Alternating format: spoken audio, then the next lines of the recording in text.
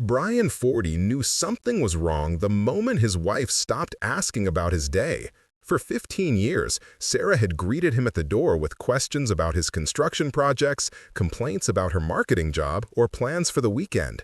But for the past month, she'd been floating through their Denver home like a ghost with a secret, her attention scattered between her phone and some invisible horizon he couldn't reach. Before we jump back in, tell us where you're tuning in from, and if this story touches you, make sure you're subscribed, because tomorrow I've saved something extra special for you. It started with small things, the way she'd pause mid-sentence when a notification chimed, how she'd carry her phone to the bathroom, something she used to mock other people for doing, the sudden interest in working late on campaigns that had never required overtime before. Bryan had spent 2 decades building custom homes from the ground up, and he recognized the signs when something wasn't structurally sound. The evening everything shifted, Bryan was replacing a faucet in their master bathroom while Sarah sat cross-legged on their bed, laptop open but her fingers dancing across her phone screen instead. She'd been there for an hour, occasionally typing on the computer to maintain the illusion of productivity, but her real attention was somewhere else entirely. When he asked her to hand him a cowl from the linen closet, she didn't respond. When he called her name louder, she startled like someone caught sleepwalking. "Sorry, what?" she asked, blinking at him with the confused expression of someone returning from a long mental journey. "The blue towel," he repeated, pointing toward the closet, "right behind you." She handed it over without making eye contact, immediately returning to her phone. Bryan watched her face in the reflection of the bathroom mirror as he worked. There was a softness there he hadn't seen in months, a gentle smile that seemed reserved for whatever was happening on that screen. It wasn't the tired politeness she'd been showing him lately, or the distracted nods that punctuated their dinner conversations. This was something alive, something that made her look like the woman he'd married. That night, as they brushed their teeth side by side, Bryan caught her reflection again. She was responding to a message, thumbs moving quickly across the glass, and when she finished typing, she actually bit her lower lip. It was a small gesture, barely noticeable, but it hit him like cold water. He'd seen that expression before, 15 years ago, when they were dating and she'd get texts from him during work meetings. Sleep didn't come easily. Bryan lay in the dark listening to the soft vibrations of her phone on the nightstand. One buzz, then another, then a pause, then 3 in quick succession. Each time, Sarah would shift slightly, reaching for the device with practiced stealth. The blue glow would wash over her face for 30 seconds, sometimes a minute, before she'd set it down and pretend to sleep. This happened 7 times before Bryan finally drifted off around 2 in the morning. Work became his refuge. Bryan's current project was a custom timber frame house in the foothills, the kind of challenging build that required his complete attention. His crew had been with him for years, solid guys who understood that precision mattered more than speed. But even surrounded by the familiar sounds of saws and hammers, his mind kept drifting back to Sarah's secret smile and those late-night conversations with someone who wasn't him. His foreman, Marcus, noticed first. Marcus was a quiet man in his 50s who'd been building houses since before Bryan was old enough to hold a level. He had the kind of weathered face that came from 3 decades of outdoor work and a gift for reading situations without needing explanations. "You're measuring that board 3 times, Marcus observed during a coffee break, nodding toward the piece of oak Bryan had been checking and rechecking for the past 10 minutes. Bryan set down his tape measure and rubbed his eyes. "Just want it perfect." "It's been perfect since the first measurement," Marcus replied, settling onto a stack of lumber. "Want to talk about what's eating you?" Bryan had worked with Marcus long enough to know the man didn't ask questions unless he genuinely wanted answers. They'd built dozens of houses together, weathered economic downturns and difficult clients, but Bryan had never brought personal problems to the job site. There was something about the way Marcus waited, patient and non-judgmental, that made the words come easier. "Sarah's different," Bryan admitted. "Distant, always on her phone, working late, just somewhere else." Marcus nodded slowly. "How long?" "Month, maybe 6 weeks. Started gradual, but it's getting worse." "You ask her about it?" Bryan laughed, but there was no humor in it. "Every time I try, she finds a reason to change the subject or leave the room. Yesterday, I asked if she wanted to grab dinner at that Italian place she likes, and she said she couldn't because she had to finish a presentation. Then I saw her on the couch scrolling through Instagram for 2 hours. Marcus was quiet for a moment, watching a hawk circle overhead. Sometimes people tell you everything you need to know without saying a word, he finally said. Question is whether you're ready to listen. That evening, Bryan decided to test Marcus's theory. Instead of his usual routine of showering immediately after work, he stayed in his dusty clothes and arrived home early. Sarah's car was in the driveway, but when he walked through the front door, the house felt empty. He called her name and heard her voice drift down from upstairs, bright and animated in a way that made his chest tighten. "Just finishing up a call," she hollered. "Be down in a minute." Bryan climbed the stairs quietly, following the sound of her voice toward their bedroom. The door was mostly closed, but through the gap he could see her pacing by the window, phone pressed to her ear, gesturing with her free hand as she spoke. I know, she was saying, laughing at something the person on the other end had said. "You're terrible, but that's exactly why I—" She paused, listening, then smiled in that same soft way he'd noticed in the bathroom mirror. "Thursday works perfect. Same place as last time?" Bryan's throat went dry. Thursday was tomorrow, and he knew for certain Sarah had told him she was working late on the Morrison account. He'd even offered to pick up dinner from her favorite Thai restaurant so she'd have something waiting when she got home. Sarah must have heard his footsteps because her voice suddenly shifted, becoming clipped and professional. "Right, so I'll have those numbers ready for review. Thanks, Jessica. Talk soon." She opened the bedroom door to find Bryan standing in the hallway, still in his work clothes, studying her face. "Hey," she said, slipping her phone into her back pocket. "How was your day?" "Who was that?" "Jessica from the Morrison account," she answered without hesitation. "We were going over budget projections for next quarter." Bryan nodded, filing away the lie. Jessica was Sarah's assistant, a 22-year-old recent college graduate who spoke in uptalk and ended every sentence like a question. The voice he heard through the door belonged to someone older, someone who made his wife laugh in ways he hadn't heard in months. That night, as they brushed their teeth side by side, Bryan caught her reflection again. She was responding to a message, thumbs moving quickly across the glass, and when she finished typing, she actually bit her lower lip. It was a small gesture, barely noticeable, but it hit him like cold water.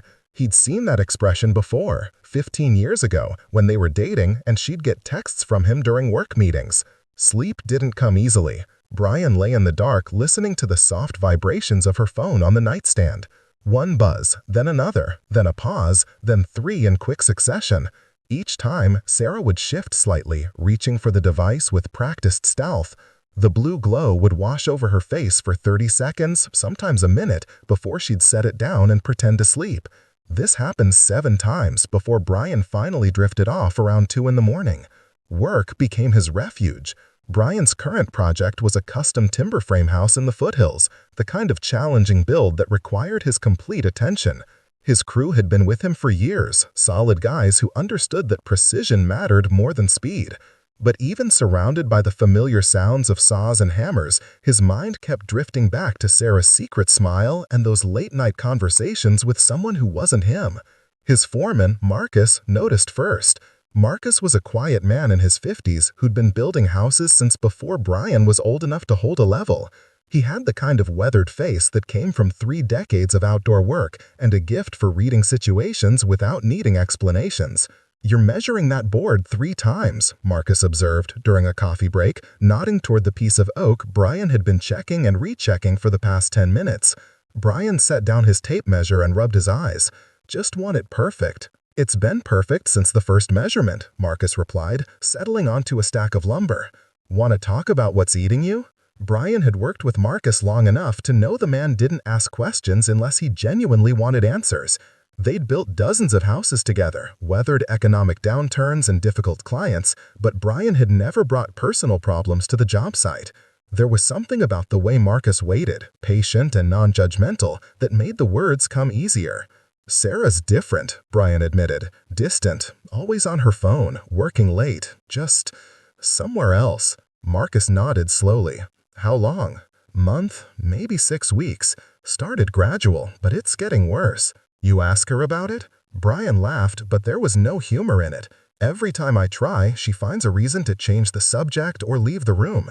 Yesterday, I asked if she wanted to grab dinner at that Italian place she likes, and she said she couldn't because she had to finish a presentation. Then I saw her on the couch scrolling through Instagram for 2 hours. Marcus was quiet for a moment, watching a hawk circle overhead. Sometimes, people tell you everything you need to know without saying a word, he finally said. Question is whether you're ready to listen. That evening, Bryan decided to test Marcus's theory. Instead of his usual routine of showering immediately after work, he stayed in his dusty clothes and arrived home early. Sarah's car was in the driveway, but when he walked through the front door, the house felt empty. He called her name and heard her voice drift down from upstairs, bright and animated in a way that made his chest tighten. "Just finishing up a call," she hollered. "Be down in a minute." Bryan climbed the stairs quietly, following the sound of her voice toward their bedroom. The door was mostly closed, but through the gap he could see her pacing by the window, phone pressed to her ear, gesturing with her free hand as she spoke. I know," she was saying. Preparing and narrating this story took us a lot of time, so if you are enjoying it, subscribe to our channel. It means a lot to us. Now, back to the story. This time, he counted 12 separate notifications between midnight and 3 in the morning. Each buzz was followed by the soft glow of the screen, the nearly silent tapping of fingers on glass, and occasionally a barely audible laugh. By morning, he'd made a decision. Thursday evening, instead of going home, Bryan drove to the Morrison Industries building where Sarah worked. Her company leased the entire third floor of a modern glass structure downtown, and the parking garage beneath was well lit and easy to navigate. Sarah's silver Accord was not in any of the spaces. Bryan sat in his truck for 20 minutes, watching employees trickle out of the building as the workday officially ended. He recognized several faces from company holiday parties and summer barbecues, but Sarah wasn't among them. At 6:30, he drove to Café Luna, the trendy bistro where Sarah sometimes met clients for dinner meetings. The hostess, a college student with purple hair, cheerfully informed him that they had no reservation under Sarah's name, and she hadn't seen anyone matching his wife's description. The drive home felt longer than usual. Bryan's hands were steady on the steering wheel, but his mind was racing through possibilities, each one worse than the last. By the time he pulled into their driveway, he'd moved past denial and landed squarely in the territory of needing proof. Sarah came home at 10:15, carrying her laptop bag and wearing the slightly frazzled expression of someone who'd been working hard. She kissed his cheek, complained about traffic, and headed straight for the shower. While the water ran, Bryan noticed her phone charging on the kitchen counter. For 15 years of marriage, they'd maintained an unspoken policy of privacy around personal devices, not because they had secrets, but because trust meant not needing to check up on each other. Bryan had never once looked through Sarah's phone, just as she'd never examined his. But as he stared at the device, listening to her sing softly in the shower, he realized that trust was supposed to flow both ways. The phone was face down, but when he lifted it, the screen displayed a dozen notifications from various apps. Most were work-related emails and news alerts, but 3 messages stood out. They were from someone named Alex, and the preview text made Bryan's stomach drop. "Can't stop thinking about this afternoon." Bryan's finger hovered over the notification. One tap would reveal the full conversation, crossing a line he'd never thought he'd need to cross. The shower was still running, steam beginning to fog the bathroom mirror down the hall. He had maybe 5 more minutes before Sarah finished her post-work ritual. He tapped the message. What he found was a conversation that stretched back 6 weeks, hundreds of messages that painted a picture of an affair that had moved far beyond emotional territory. The early exchanges were playful, the kind of flirtation that could be explained away as harmless banter between colleagues. But as Bryan scrolled backward through the timeline, the messages became more explicit, more intimate, filled with references to afternoons spent together and plans for future meetings. Alex wasn't a colleague at Sarah's company. Based on the conversation, he worked for a competing firm, someone she'd met at an industry conference in Phoenix 2 months ago. They'd been seeing each other regularly ever since, meeting for coffee that turned into lunch, that turned into hotel room encounters on Thursday afternoons when Sarah was supposedly working late on client presentations. Bryan read message after message, his hands remaining remarkably steady as the evidence mounted. There were photos, nothing explicit, but intimate enough to make his throat close. Pictures of Sarah at restaurants he'd never been to, wearing dresses he'd never seen, smiling at someone who wasn't him. There were inside jokes and pet names, promises about weekend trips, and complaints about having to maintain the fiction of a happy marriage. The worst part wasn't the betrayal itself. It was reading how effortlessly Sarah lied about their life together. In one message, she described Bryan as sweet but boring, someone who never surprises me anymore. She complained about their predictable routines, their quiet evenings at home, the way he focused more on his construction projects than on planning romantic gestures. Bryan found himself scrolling through his own marriage as seen through his wife's eyes, and it was a relationship he barely recognized. According to Sarah's version of events, he was an inattentive husband who'd grown complacent, someone she'd tried to reconnect with but who seemed more interested in his work than in her happiness. She painted herself as a woman who'd been slowly dying of loneliness until Alex came along and reminded her what it felt like to be truly seen. The shower shut off. Bryan carefully placed the phone back in its original position, face down on the counter. He walked to the living room and sat in his usual spot on the couch, remote in hand, looking for all the world like a man who'd spent the evening watching television. His heart was pounding, but his breathing remained controlled. He'd read enough construction contracts to recognize the importance of staying calm while processing devastating information. Sarah emerged from the bathroom in her robe, hair wrapped in a towel, looking refreshed and relaxed. "What are you watching?" she asked, settling beside him on the couch. "Nothing special," Bryan replied, keeping his eyes on the screen. "How was your meeting?" "Exhausting," she said with a sigh. "Morrison's being difficult about the budget projections. Jessica and I probably revised them 4 times before we found something that might work." Bryan nodded, adding another lie to the growing collection. "That sounds frustrating." "It is, but that's the job, right?" She leaned against his shoulder, and for a moment, Bryan was struck by how normal everything felt. If he hadn't read those messages, this would have been just another quiet Thursday evening, the kind of unremarkable domestic moment that had defined their marriage for years. "Bryan," Sarah's voice was softer now, almost hesitant. "Yeah? Have I seemed different lately? Distracted?" The question caught him off guard. He looked down at her, studying her face for any sign of genuine remorse or an opening for honesty.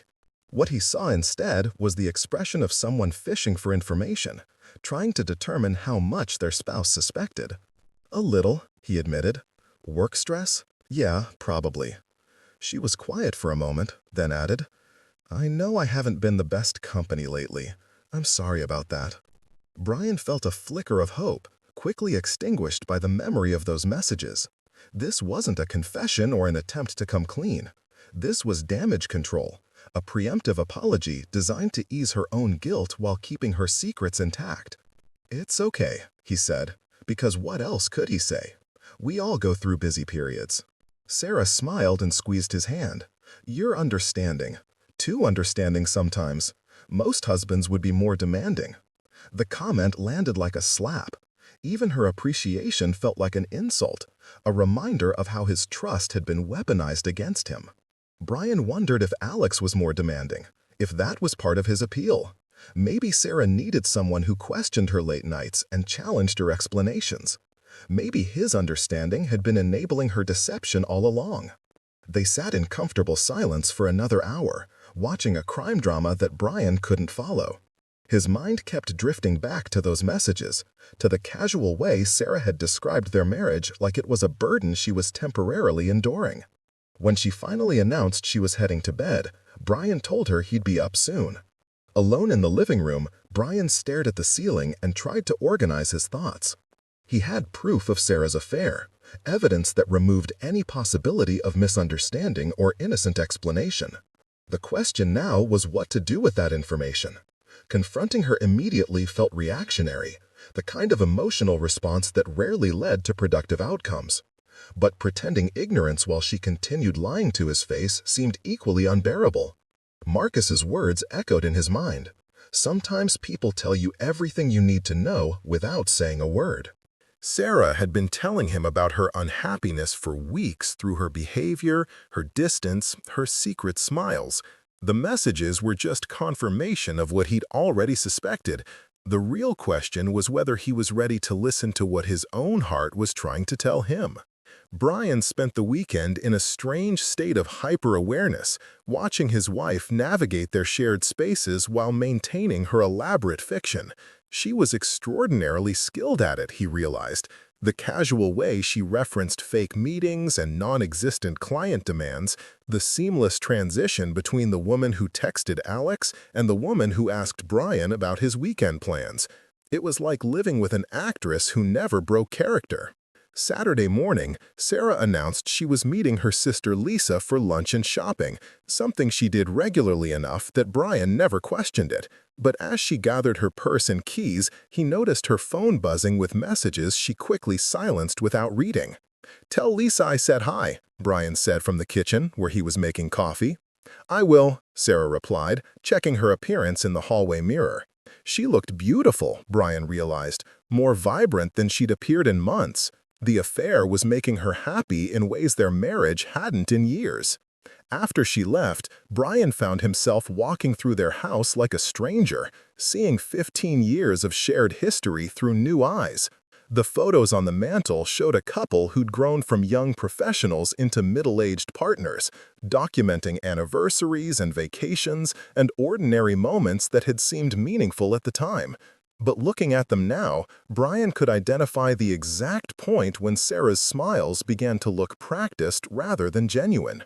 He spent the afternoon working in their garage, organizing tools and cleaning equipment that didn't really need attention. Physical work helped quiet his racing thoughts, gave him something concrete to focus on while his emotional world shifted beneath his feet. Around 4 o'clock, his phone buzzed with a text from Sarah. "Running late, Lisa wanted to check out that new boutique downtown. Probably won't be home until after dinner. Order something good." Bryan stared at the message, recognizing it as another lie wrapped in casual domesticity. He didn't bother responding. Instead, he drove to Lisa's house, a tidy suburban home about 20 minutes away, where his sister-in-law lived with her husband and teenage twins. Lisa answered the door wearing paint-splattered clothes and looking surprised to see him. "Bryan, Sarah didn't mention you were coming by. She's not here?" Lisa's expression shifted, confusion replacing surprise.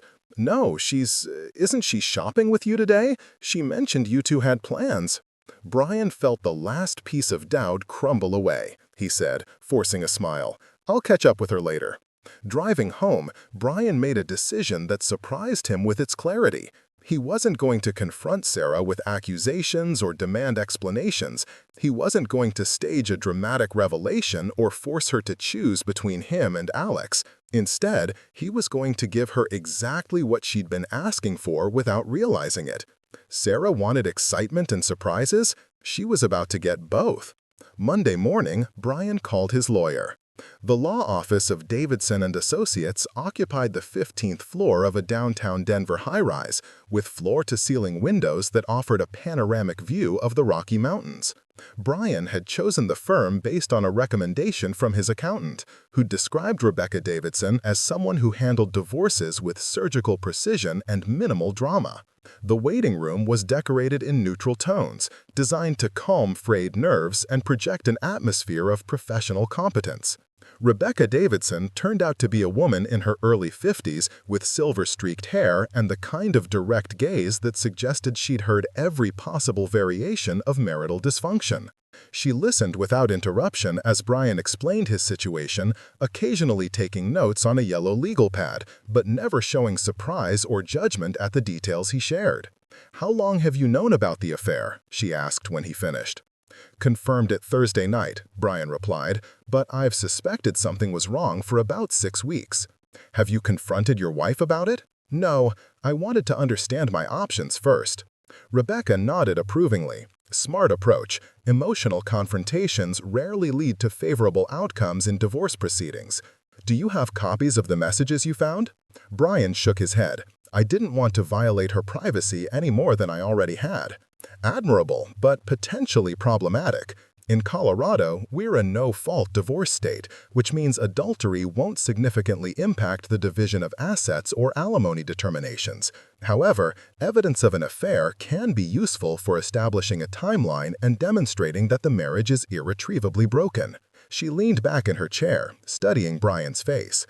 What outcome are you hoping for? Some clients want to try counseling first, others want to proceed directly to dissolution. There's no right or wrong answer, but it helps if I understand your goals. Bryan had been thinking about this question since Saturday afternoon, when he'd watched Sarah return from her fake shopping trip with Lisa, carrying bags from stores she'd never visited and humming songs he didn't recognize. The woman who'd walked through their front door was a stranger wearing his wife's face, someone who could lie about spending the day with her sister while looking him directly in the eyes. "I want a clean separation," he said finally. "No drawn-out negotiations, no attempts at reconciliation. I want this finished as quickly and quietly as possible." "Any children?" "No." "That simplifies things considerably. What about assets? Do you own property together?" Bryan provided an overview of their financial situation. The house they'd bought 10 years ago, now worth considerably more than they'd paid, joint savings and checking accounts, Sarah's 401k from her marketing job, his business assets and equipment. They'd been financially responsible throughout their marriage, living below their means and steadily building equity. It would all need to be divided, along with the life they'd constructed together. "I'll need to review all financial documents before we proceed: bank statements, investment accounts, tax returns for the past 3 years. I'll also need a list of all marital assets, including vehicles, furniture, anything of significant value." She handed him a thick folder containing forms and questionnaires. "Fill these out as completely as possible. The more information you provide up front, the smoother the process will be. I should also mention that Colorado requires a 91-day waiting period between filing and finalization, assuming your wife doesn't contest the divorce. What if she does contest it? Then we're looking at a longer timeline and potentially higher costs. But given what you've told me about her behavior, I suspect she might actually welcome the divorce, even if she doesn't admit it initially. People who are having affairs are often relieved when their spouse takes the initiative to end the marriage." Bryan left the law office with a folder full of paperwork and a strange sense of relief. For the first time in weeks, he felt like he was taking positive action instead of passively observing his marriage disintegrate. The decision to file for divorce wasn't emotional or reactive. It was simply the logical next step in a process that had already begun. That evening, Sarah worked late again, this time claiming an emergency client presentation that required her to stay at the office until nearly 10 o'clock. Bryan used the time alone to begin documenting their assets, creating detailed lists of everything they owned together. The exercise was more emotionally challenging than he'd anticipated. Every item told a story: the dining room set they'd saved for during their first year of marriage, the landscape painting Sarah had chosen for the living room, the expensive mattress they'd bought after Bryan threw out his back on a construction job. When Sarah finally came home, she seemed different again. More animated, almost giddy in a way that reminded Bryan of how she'd acted during the early days of their relationship. She chatted about her day while making herself a late dinner, describing colleagues and clients with enthusiasm he hadn't heard in months. "You seem happy," Bryan observed, watching her move around the kitchen with unusual energy. "I am," she replied without thinking, then caught herself. "I mean, work has been really engaging lately. It's nice to feel challenged again, you know?" Bryan nodded, understanding that she was describing Alex's impact on her life without naming him directly. "That's good. You've seemed more like yourself recently." The comment made Sarah pause, a forkful of leftover pasta halfway to her mouth. "More like myself?" "More alive," Bryan clarified. "For a while there, you seemed pretty unhappy." She set down her fork and looked at him with an expression he couldn't quite read. "I wasn't unhappy," she said carefully. "Just, I don't know, feeling stuck, maybe, like I was going through the motions." It was the closest thing to honesty she'd offered in weeks, and Bryan found himself curious about how far she'd go with it. Stuck how? Sarah was quiet for a long moment, apparently weighing how much truth she could safely reveal. "We've been together for 15 years, she finally said. Sometimes I wonder if we've just gotten too comfortable, Like we're more like roommates than husband and wife. The observation stung because it contained enough truth to feel like legitimate criticism. They had fallen into routines, predictable patterns of work and dinner and weekend projects that left little room for spontaneity or romance. But Bryan wondered if Sarah had ever tried to break those patterns, or if she'd simply found someone else who made the effort feel worthwhile. "Is that how you see us?" he asked. "As roommates?" "No," she said quickly, perhaps hearing how harsh it sounded. "Not roommates exactly. More like, we've lost some of the excitement, haven't we? When's the last time we did something spontaneous? When's the last time you surprised me?" The questions hung in the air between them, loaded with implications Bryan wasn't supposed to understand. Sarah was comparing him to Alex, measuring their predictable marriage against the thrill of an illicit affair. The comparison was inherently unfair. Secret relationships always felt more exciting than established ones. But Bryan didn't point that out. "You're right," he said instead. "Maybe we have gotten too comfortable." Sarah's eyes brightened, as if she'd been hoping for exactly this response. "So, what do we do about it?" Bryan studied his wife's face, seeing genuine hope there alongside the guilt she was trying to hide. Part of him wondered what would happen if he told her everything he knew, if he laid the phone messages and the fake shopping trips and the non-existent client meetings out on the kitchen table like evidence in a trial. Would she confess? Would she end things with Alex and try to rebuild their marriage? Or would she simply become more careful about covering her tracks? "I don't know," he said honestly. "What do you think we should do?"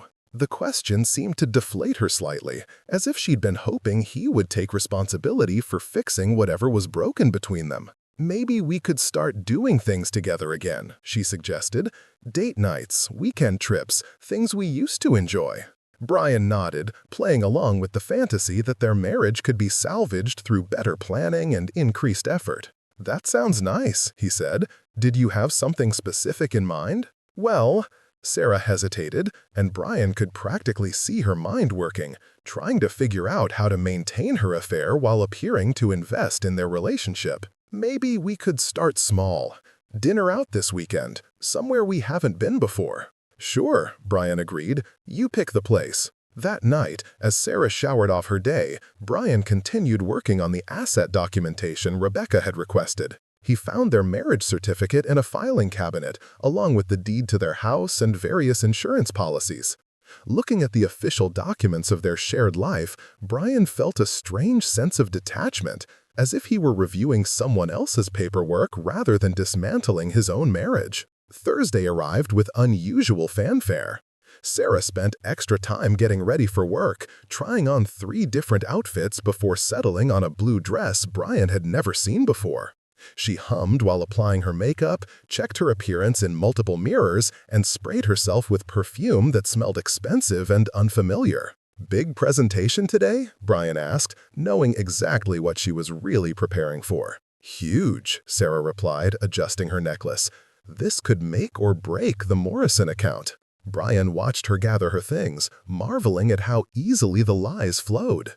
She kissed his cheek goodbye, told him not to wait up because she'd probably be late again, and walked out the door carrying her laptop bag and the secret of her afternoon plans. After she left, Bryan called Marcus and asked if he could leave the job site early.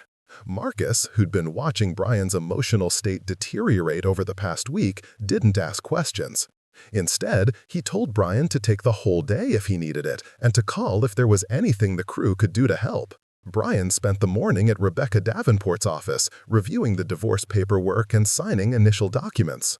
The process was remarkably straightforward, reduced to checkbox forms and legal language that transformed 15 years of marriage into a series of administrative tasks. Rebecca explained that she would file the papers tomorrow, initiating the 91-day waiting period, and that Sarah would be served with divorce documents within the next week. "How do you want to handle her?" Rebecca asked. "Some people prefer to have the conversation before the papers are served, others let the legal documents do the talking." Bryan had been thinking about this moment for days, imagining various scenarios and conversations. Part of him wanted the satisfaction of confronting Sarah with everything he knew, of watching her face as he described the messages he'd read and the lies he'd uncovered. But that approach felt petty and ultimately pointless. Sarah already knew what she'd done. She didn't need him to explain it to her.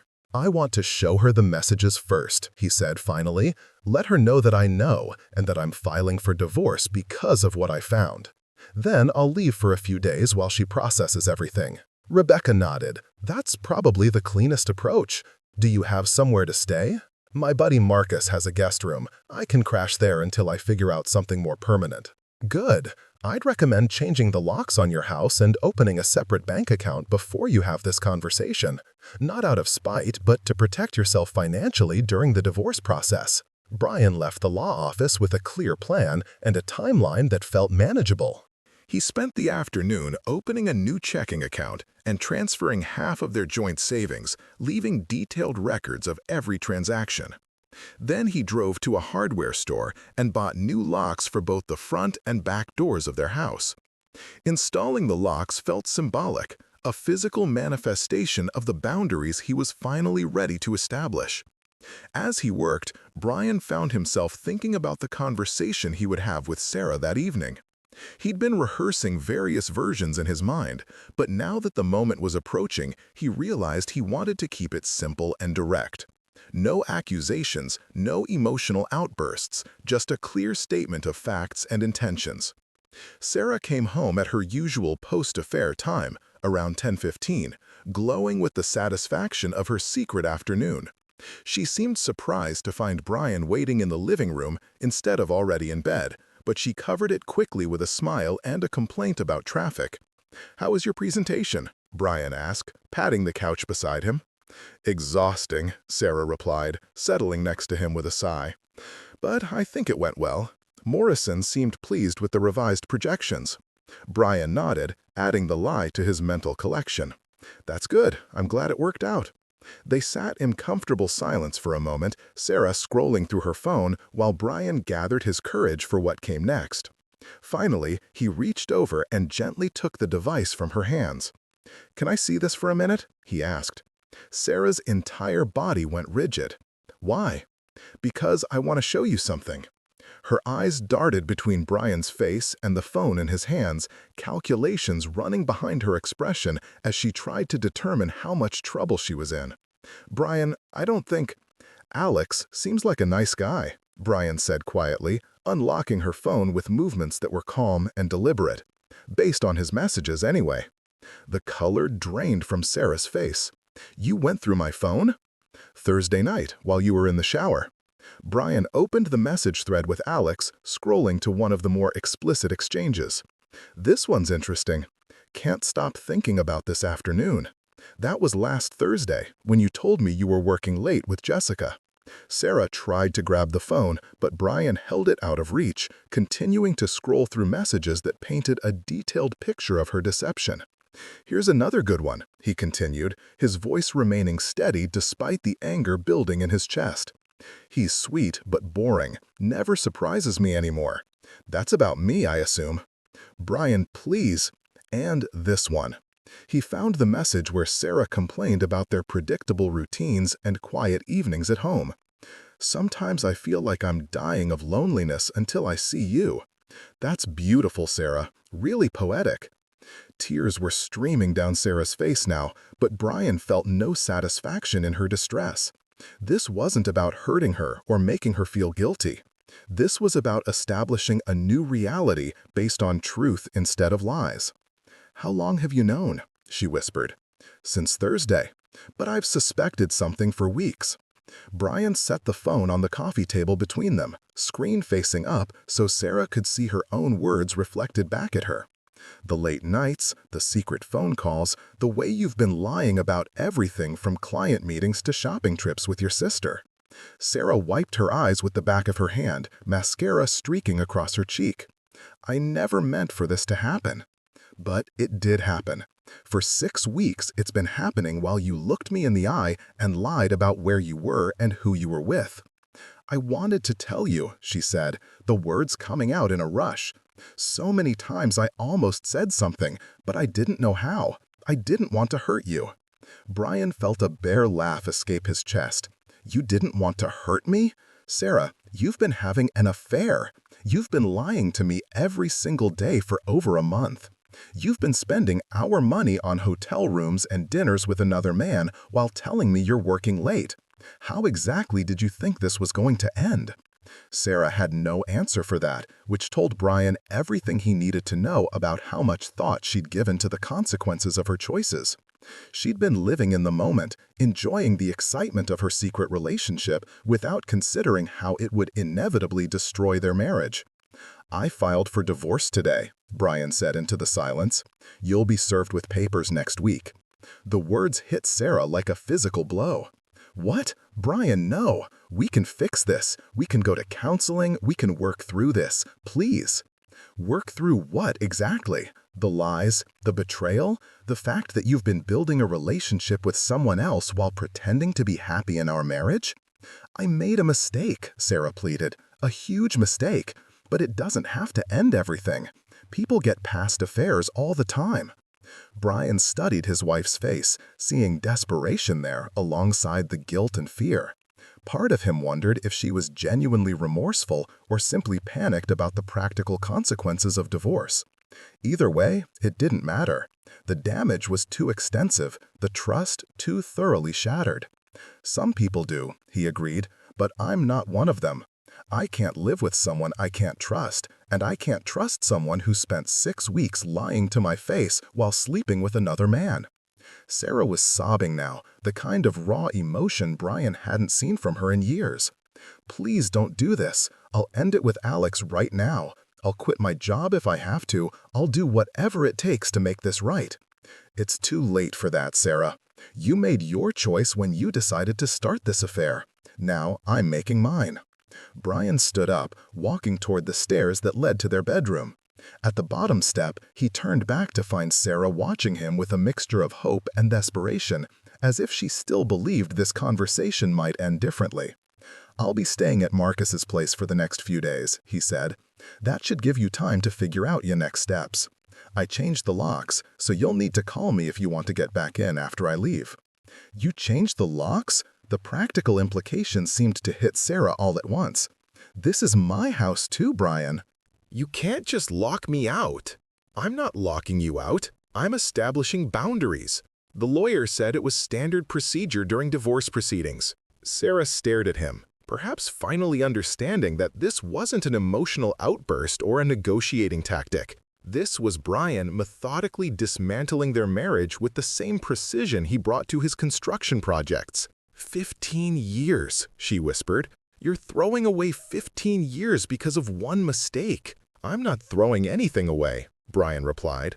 "You already did that." He climbed the stairs to pack a bag, leaving Sarah alone in the living room with her phone and the wreckage of the life she'd thought she could maintain indefinitely. As he folded clothes and gathered toiletries, Bryan could hear her making phone calls downstairs, presumably to Alex, her voice low and urgent as she tried to explain how her secret had been discovered. By the time he came back downstairs with his overnight bag, Sarah had composed herself enough to make one final attempt at damage control. "If you leave now," she said, standing in the doorway between the living room and the front hall, "there's no coming back from this." Bryan paused with his hand on the doorknob, considering her words. She was right, of course. Walking out that door would mark the point of no return, the moment their marriage officially ended, even if the legal process would take months to complete. "I know," he said finally. "That's exactly what I'm counting on." He stepped into the cool Denver evening, pulling the door closed behind him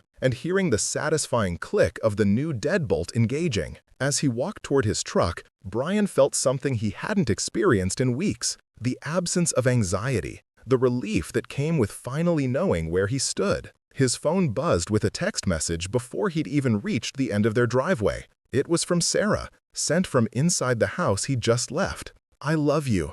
I'm sorry. Please don't give up on us." Bryan read the message twice, then deleted it without responding. Some conversations were finished, even when the other person hadn't stopped talking. Marcus lived in a modest ranch house 20 minutes from downtown Denver, the kind of place that reflected its owner's practical nature. The guest room was simple but comfortable, furnished with a twin bed, a small dresser, and a window that overlooked the backyard, where Marcus's 2 golden retrievers spent their days chasing squirrels and sleeping in the sun. Bryan had stayed there once before, years ago, when his house was being fumigated. But this visit felt entirely different. The first morning, Marcus made coffee without asking questions about the overnight bag or the strained expression on Bryan's face. They sat on the back porch in comfortable silence, watching the dogs explore the yard with the enthusiasm that came from believing each day held unlimited possibilities. Eventually, Marcus broke the quiet. "You want to talk about it?" Bryan found himself describing the previous evening's confrontation, the messages he'd discovered, and the divorce papers he'd filed. Marcus listened without interruption, occasionally nodding or grimacing at particularly difficult details. When Bryan finished, Marcus was quiet for a long moment. "How are you holding up?" "Better than I expected," Bryan admitted. "I thought I'd feel angrier or sadder. Mostly I just feel relieved." "That makes sense. You've been carrying this around for weeks without being able to do anything about it. Now you've taken action." Marcus was right. The constant anxiety of suspecting without knowing, of watching Sarah lie while pretending to believe her, had been exhausting in ways Bryan was only beginning to understand. Even sleeping in an unfamiliar bed, surrounded by the uncertainty of an unplanned future, felt more peaceful than the last month in his own house. On Friday, Rebecca Davidson called with an update. The divorce papers had been filed and Sarah would be served on Monday morning at her workplace. She also mentioned that Sarah had tried calling the law office, apparently hoping to speak with Bryan or negotiate some kind of delay. "I told her that all communication needs to go through me from this point forward," Rebecca explained.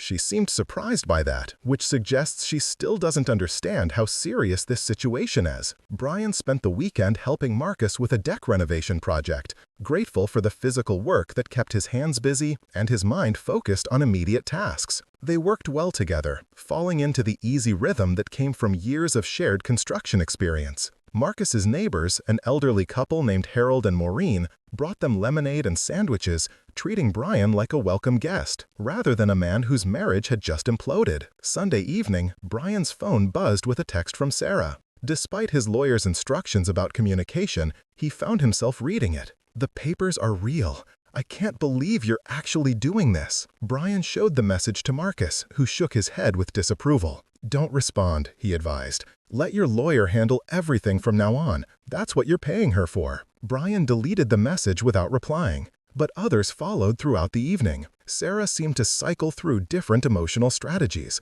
alternating between apologies, anger, and desperate attempts at negotiation. She promised to end things with Alex, offered to move out temporarily, suggested couples therapy, and finally resorted to reminding Bryan of specific memories from their early relationship. "Remember our first apartment? How happy we were with nothing but a mattress on the floor and takeout containers? I know I messed up, but please don't throw away everything we built together. Alex means nothing to me. You're my husband. You're my life." Each message felt like an attempt to find the emotional leverage that would make Bryan reconsider his decision. Sarah was treating the divorce like a negotiation, apparently believing that the right combination of remorse and nostalgia would convince him to change his mind. But Bryan found himself feeling detached from her appeals, as if she were trying to remind him of someone else's marriage. Monday morning brought news that Sarah had been served with the divorce papers at her office. According to Rebecca, she'd become upset enough that building security had to intervene,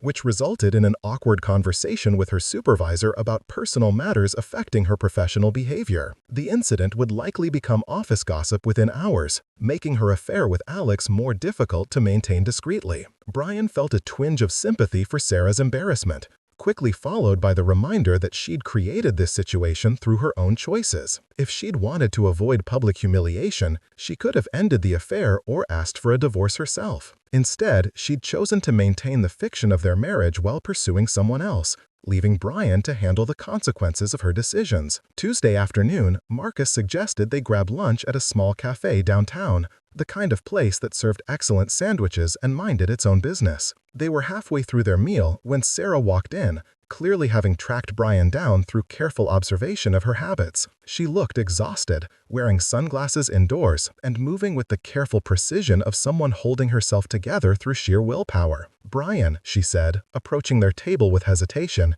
"can we talk, please?" Marcus stood up immediately, recognizing that his presence would only complicate an already difficult situation. "I'll be outside," he told Bryan, gathering his keys and leaving them alone. Sarah slid into Marcus's vacant chair, removing her sunglasses to reveal eyes that were red from crying. "You're not answering my calls. My lawyer told me not to. All communication is supposed to go through her." "This is ridiculous," Sarah said, her voice rising slightly before she caught herself and lowered it again. "We're married. We should be able to talk to each other without lawyers involved." Bryan studied his wife's face, noting the desperation beneath her attempt at rational discussion. "What did you want to talk about?" "Everything. This whole situation.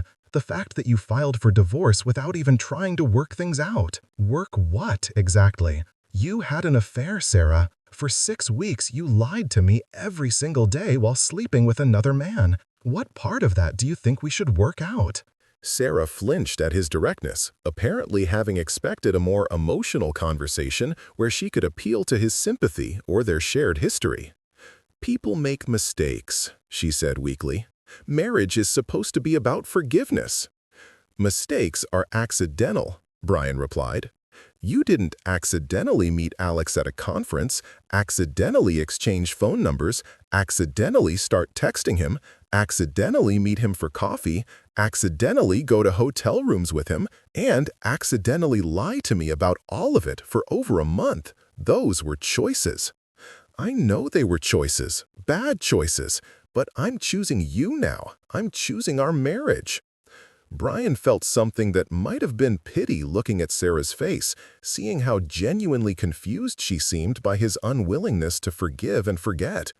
She'd apparently convinced herself that ending the affair would be sufficient to repair their marriage, that the damage could be undone through good intentions and future better behavior. "It's too late for that," he said gently. "The trust is gone, Sarah. I can't live with someone I can't believe, and I can't believe someone who spent 6 weeks looking me in the eye while lying about where she'd been and who she'd been with." "So that's it?" Sarah's voice cracked slightly. 15 years, and you won't even try?" "I tried for 15 years to be a good husband. I tried to build a life with someone I thought was honest and loyal. You're the one who stopped trying." Sarah was quiet for a long moment, perhaps finally understanding that Bryan's decision wasn't emotional or reactionary. This wasn't something she could fix with apologies or promises of better behavior. "What about the house?" she asked finally, shifting to practical concerns. "We'll split everything according to Colorado law. The lawyer will handle the details." "And Alex? You want me to just pretend that never happened?" Bryan was surprised by the question, mostly because it revealed how little Sarah understood about the situation they were in. "I don't care what you do about Alex," he said honestly. "That's not my problem anymore. You can marry him, dump him, or keep him as a secret on the side. It's completely up to you." The words seemed to hit Sarah like cold water, perhaps because they made clear how thoroughly Bryan had emotionally disconnected from their marriage. She'd been hoping for jealousy or possessiveness, emotions that would indicate he still cared enough to fight for their relationship. Instead, she'd found complete indifference to her future romantic choices. "I never wanted to hurt you," she said, making one final attempt at eliciting sympathy. "I believe that," Bryan replied. "But wanting not to hurt someone and actually not hurting them are different things. You did hurt me, Sarah. You humiliated me, lied to me, and betrayed everything I thought our marriage meant. The fact that you didn't want to do those things doesn't change the fact that you did them." Sarah put her sunglasses back on and stood up from the table, apparently recognizing that this conversation wasn't going to end the way she'd hoped. "I'll always love you," she said, her voice barely above a whisper. "I know," Bryan replied, "but love isn't enough when trust is gone." She walked out of the cafe without looking back, leaving Bryan alone with his unfinished sandwich and the strange sense of closure that came from finally having an honest conversation with his wife. Marcus returned a few minutes later, sliding back into his seat and reading Bryan's expression. "How did that go?" "About like you'd expect. She still doesn't understand why I won't forgive and forget." "Some people never do. They think saying sorry should erase everything that came before." 3 months later, the divorce was finalized on a cold Thursday morning in downtown Denver. Bryan signed the final paperwork in Rebecca Davenport's office, officially ending his 15-year marriage with the stroke of a pen. Sarah had chosen not to contest the divorce, apparently realizing that prolonging the process would only delay the inevitable while increasing legal costs for both of them. The property settlement had been straightforward. Bryan kept the house, buying out Sarah's half of the equity with money from his business account. Sarah kept her car, her retirement savings, and most of the furniture they'd accumulated together. They split their joint savings down the middle and agreed to maintain separate bank accounts going forward. Bryan drove home from the lawyer's office feeling lighter than he had in months. The house felt different now that it was officially his alone, spacious in ways it hadn't been when filled with the tension of a failing marriage. He spent the afternoon rearranging furniture and hanging new pictures, erasing the last traces of the life he'd shared with Sarah. That evening, Marcus stopped by with a 6-pack of beer and a congratulatory handshake. They sat on Bryan's back deck, watching the sunset behind the mountains and talking about weekend plans that didn't require checking with anyone else first. "Any regrets?" Marcus asked as they finished their second beers. Bryan considered the question seriously, thinking about the 15 years he'd spent building a marriage that had ultimately failed, the time and energy he'd invested in someone who'd chosen to betray his trust rather than address their problems directly. "No," he said finally. "I regret that Sarah made the choices she made, but I don't regret ending things when I found out about them. Life's too short to spend it with someone who doesn't respect you." 6 months after the divorce was finalized, Bryan met Jennifer at a neighborhood barbecue hosted by Harold and Maureen, the elderly couple who'd befriended him during Marcus's deck project. Jennifer was recently divorced herself, a teacher at a local elementary school who'd ended her own marriage after discovering her husband's gambling addiction. She had an easy laugh and the kind of direct communication style that made Bryan feel immediately comfortable. They started with coffee dates that turned into weekend hikes in the mountains, then dinners at restaurants neither of them had tried before. Jennifer knew about Bryan's divorce and the affair that had ended his marriage, but she didn't treat him like damaged goods or someone who needed to be handled carefully. Instead, she seemed to appreciate his straightforward approach to relationships and his unwillingness to tolerate dishonesty or disrespect. A year after meeting Jennifer, Bryan proposed during a camping trip to Rocky Mountain National Park. They were married the following spring in a small ceremony attended by close friends and family, including Marcus as best man and Jennifer's 2 teenage daughters as witnesses. It was the kind of wedding Bryan had always imagined, simple, genuine, and focused on the commitment rather than the celebration. Sometimes, usually when he was driving through parts of Denver where he and Sarah had spent time together, Bryan would think about his first marriage and wonder how things might have been different. He didn't miss Sarah herself, but he occasionally missed the version of himself who'd believed that love and good intentions were sufficient to sustain a relationship. That man had been more trusting, more willing to overlook warning signs and assume the best about people's motivations. But Bryan didn't consider this change a loss. The experience had taught him to value honesty over harmony, to address problems directly rather than hoping they would resolve themselves, and to recognize that respect was the foundation of any healthy relationship. These lessons had made him a better partner to Jennifer, more aware of what he needed from a marriage and more willing to communicate those needs clearly. On quiet Sunday mornings, sitting on his deck with Jennifer and her daughters, Bryan sometimes reflected on the choices that had led him to this life. Sarah's affair had been devastating at the time, but it had also freed him from a marriage that was slowly dying of neglect and dishonesty. If she hadn't met Alex, they might have continued drifting apart for years, maintaining the appearance of contentment while growing increasingly disconnected from each other. Bryan never heard from Sarah directly after their divorce was finalized, but he occasionally received updates through mutual friends. She'd moved to Phoenix, apparently following Alex when his company transferred him there.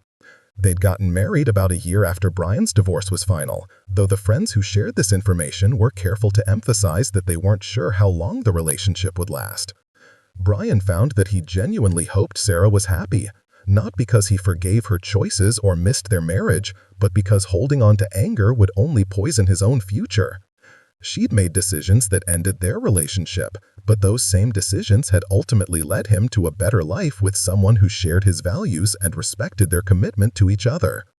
The house that had once felt too quiet, now filled with the sounds of Jennifer's daughters practicing piano, weekend barbecues with neighbors, and the easy conversations that came from being with someone who didn't require him to guess at her feelings or motivations. Bryan had learned that peace wasn't the absence of conflict, but the presence of trust, and that sometimes the best thing you could do for yourself is to walk away from situations that compromise your self-respect. Up next, you've got 2 more standout stories right on your screen. If this one hit the mark, you won't want to pass these up. Just click and check them out.